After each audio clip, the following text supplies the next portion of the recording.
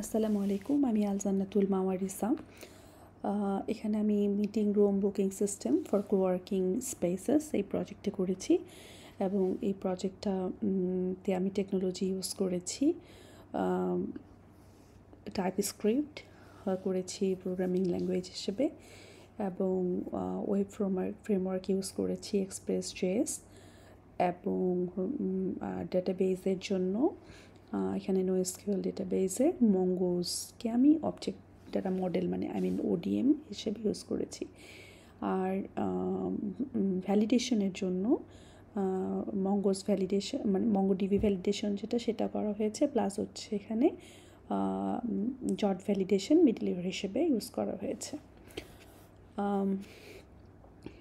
তো এই প্রজেক্টের মেইন পার্ট ছিল বেসিক্যালি চারটা।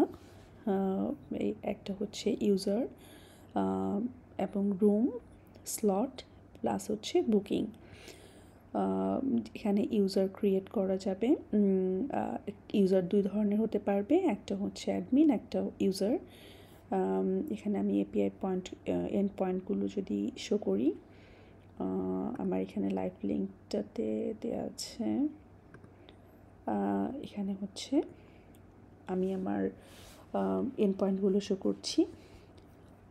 তো এখানে প্রথমে ইউজার ক্রিয়েট করা যাবে। ইউজার হয় অ্যাডমিন অথবা ইউজার ইটসেলফ হতে পারবে এবং কিছু রোল আমরা রেখেছি। কিছু অ্যাকচুয়ালি অথরাইজেশন আছে শুধুমাত্র অ্যাডমিনের এবং কিছু ইউজারের। তো এগুলো এখানে ডিফাইন করা আছে। যেমন যে কোনো কেউ রুম ক্রিয়েট করতে চাইলে অবশ্যই তাকে অ্যাডমিন হতে হবে। তো এবং আপডেট এবং ডিলিটের ক্ষেত্রেও সেখানে অ্যাডমিন হতে হবে এবং স্লটগুলো ক্রিয়েট করবে অ্যাডমিন এবং স্লটগুলো এখানে ডিফারেন্টভাবে ভিউ করা আছে। যেমন কোয়েরি স্ট্রিং দিয়ে ডেট অথবা রুম দিয়ে এটাকে ভিউ করতে পারবে এবং বুকিংয়ের ক্ষেত্রে বুকিং সাধারণত ইউজারকে লগ ইন করতে হবে এবং ইউজার তার নির্দিষ্ট আইডি দিয়ে সেখানে রুম এবং বেসিক্যালি সব কিছু দিয়ে সব ডিটেলস দিয়ে এবং কতগুলো স্লট সে নিতে চায় সেই অনুযায়ী সে বুকিং করতে পারবে এবং এখানে তার টোটাল অ্যামাউন্টটা ক্যালকুলেট হবে।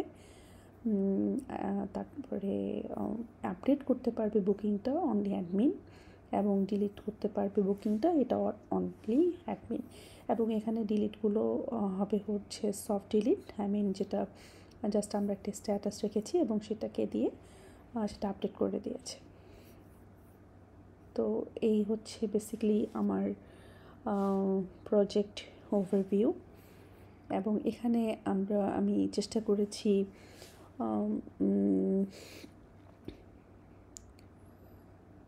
যতভাবে পসিবল ওওপি ফলো করার। এখানে যেমন আমি রিপিট কম করার চেষ্টা করেছি এবং সবগুলো কাজকে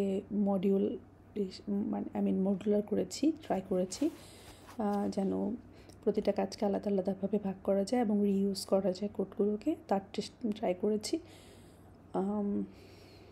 আর বেসিক্যালি আচ্ছা, আরেকটা ইম্পর্টেন্ট জিনিস সেটা প্রজেক্টের স্ট্রাকচারের ক্ষেত্রে আমি যেটাকে মনে করি, আমি এখানে সবগুলোর কাজগুলোকে আলাদা করে ভাগ করে নিয়ে সেই অনুযায়ী নামকরণ করেছি। যেমন ইন্টারফেস করেছে আলাদা জায়গায়, তারপরে মডেল এটা কাজ অনুসারে পুরা সার্ভিস বিজনেস লজিক এগুলোকে আলাদা করে এবং এখানে যদি কোনো কনস্ট্যান্ট থাকে তাহলে সেই অনুযায়ী সেটা করার চেষ্টা করেছি এবং এখানে কিছু মিডলওয়্যার ইউজ হয়েছে। মিডলওয়্যারের মধ্যে যেটাকে আমি এরর হ্যান্ডলিংয়ের জন্য একটা মিডলওয়্যার আমি অ্যাড করেছি এবং নট ফাউন্ড রাউট, ইভেন যদি এখানে কোনো নট ফাউন্ড রাউট থাকে সেটার জন্য আমি একটা নট ফাউন্ড রাউটের একটা মিডলওয়্যার ক্রিয়েট করেছি। আরেকটা যেটা খুব মোস্টলি ইম্পর্টেন্ট অথেন্টিকেশনের জন্য, এটা অথেন্টিকেশন মিডলওয়্যার ইউজ করা হয়েছে এবং ভ্যালিডেট রিকোয়েস্ট যখন ডাটা কোনো বডিতে আসছে, রিকোয়েস্ট বডিতে, সেই ডাটাটা আসলে ভ্যালিডেট হচ্ছে কি না সেটাকে ভ্যালিডেট করার জন্য এখানে একটা মিডলওয়্যার ইউজ করা হয়েছে, যেটা রাউটে এই মিডলওয়্যারগুলো ইউজ করার পরে ডাটা ভ্যালিডেট হয়ে তারপরে ডাটা কন্ট্রোলারে পাস করছে। এছাড়াও এখানে আর ইম্পর্টেন্ট করে যেটা বলার মতো, যেমন রাউটগুলোকে আমি আলাদা ফাইলে রেখে তারপরে রাউটগুলোকে নিয়েছি। That's all.